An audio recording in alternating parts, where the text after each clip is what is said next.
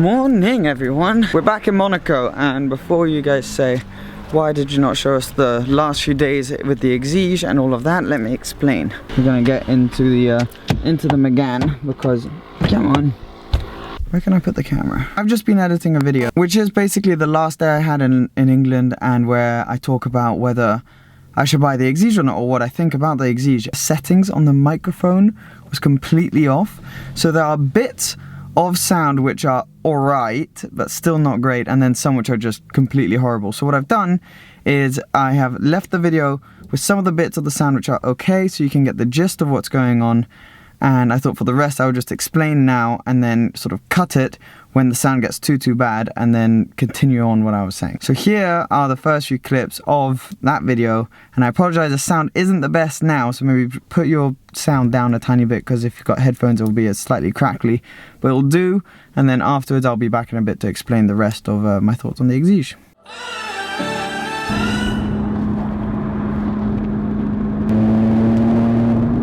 You join me again in the Lotus Exige.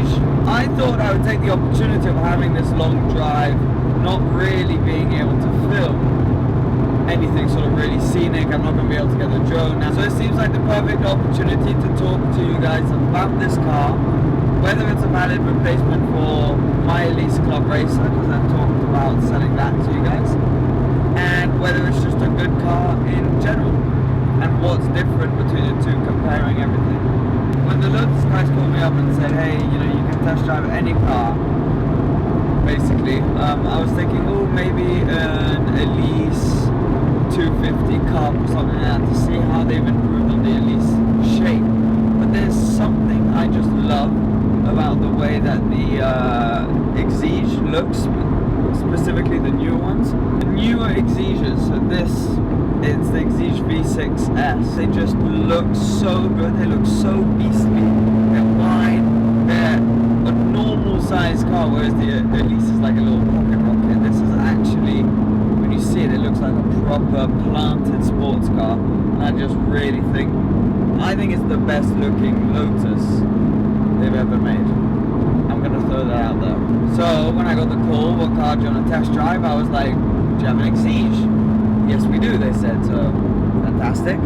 Do you have a manual? Half a mile, turn left to north. Do they have a manual? Because I drove the flappy paddle Exige on Hethel racetrack when we went there. Fantastic car. The flappy paddle gearbox was a bit of a letdown. It wasn't very quick. Well, that went well.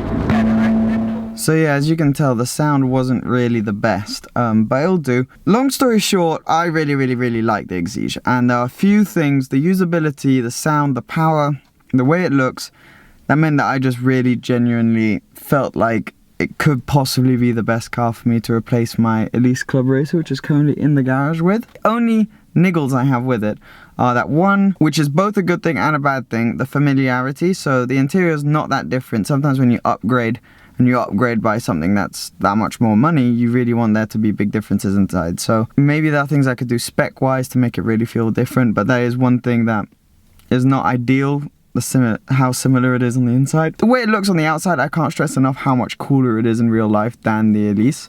The Elise is a cool looking car, but this is just much more of like a proper car. I don't know if you guys can tell, but I'm getting really hot. You know what? There's some aircon on. Oh, that is so nice. And the thing is, I really just love the car a lot. So I'm still not, this video does not mean I am buying an Exige. It means it's a very, let me switch this down a bit now so you can hear me better. It means it's a very strong contender, basically. I love the car, but I'm not going to decide on a certain car until I've driven other competitors. Another car I'm quite tempted to drive would be, if I could, I would love to drive a 4C. I would love to drive an RS3, eventually maybe an Evora, but I personally think I prefer the Exige.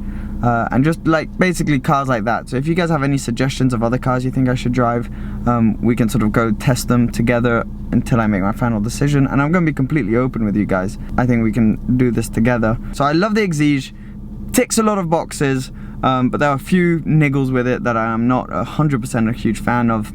And yeah, so that's basically it. There will be more videos about me talking about different cars that I'm considering buying. You guys really liked the Twizy video, the last Twizy video, and you really love that car, so I'm currently talking to Oakley Design to see, I don't know, I need to figure, it's quite an expensive kit, so I need to sort of figure it out and see what we can do. That's what's happening there. And then now what's going to happen is, I mean, you guys will see, I show you around the dealership a bit, and then I have some problems with my flight, but I'll be back to end this video in a tiny bit. I've made it back to Central Lotus, and I thought I would show you some of the cars they've lined up in the showroom. Last time I was here, they were cleaning the floor, so I couldn't show you, but I figured I might as well show you now, because we have some beauties. You'll recognize that one. That's the car I've been driving around, and you've seen in all the videos.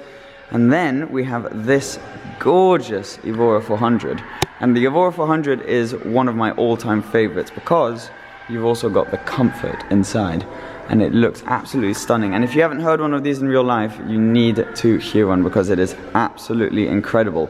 We've then got the Exige V6S, and then the Sport 350, which is a slightly newer version of the V6S, and it's got a few tweaks and a beautiful interior on this one with this tartan leather, which I saw first in Geneva, and it really works on this car, and in this red color is beautiful.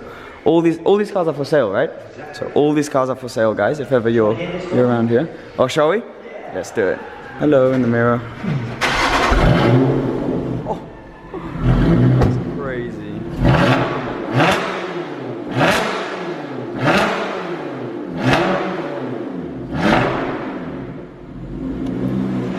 That is pure madness. We then got a little Elise. Remember what I was telling you in the car, how the Exige just looks meaner? Well, you can really see it when you've got an Elise parked right up next to it. This is just an Elise S, and actually really nice, I don't know if that'll come off on camera, but really nice paint. British Racing green sort of color. Another Evora 400, this one in a really nice spec. I like the silver wheels on this actually. And it's got a tan interior, and I am a massive fan of tan interiors, so this works really well. And then round back I thought I'd show you as well, it's got a similar sort of exhaust to the Exige, the big single exhaust. And then here we've got an old body Exige, which looks really good. These are the first cars that really got me into Lotus, and they look fantastic. I remember a Top Gear episode when they were driving around in one of these, and man does it look good. Pretty bare inside, but that's what you want. Anyways, I am late for the flight, as you guys know, so I'm going to have to run off, but I thought I'd give you a quick tour of the dealership first. Massive thanks to the guys here. You can check out my Facebook and the link in the description down below if you want to see their website and all the cars they have for sale. But yeah, I'll catch up with you probably in the train. So here's a current situation update. I am sat in an airport because I had one flight booked with British Airways, which got cancelled. So then they booked me on another flight, which was really late. Too late, because I need to go to Geneva to do some admin work. So I figured, no, I'll change that flight. So I cancelled that flight, got a refund on that flight, and booked an EasyJet one, which is what I was rushing for today. Get here, I'm going to board my plane, and they announced it's cancelled as well. So I've had 2 cancelled flights in one day. This one's for technical error, the other one was for air traffic control strikes. So I'm now sat in an airport in London, no clue what to do. I've had a refunded ticket, but I'm not going to be able to get to Geneva for the time I need to be there for my meetings. Bit of a shit show really, so I'll update you guys when I have more news. Yeah, that was a real pain, man. That was like horrible. 2 flights cancelled in one day.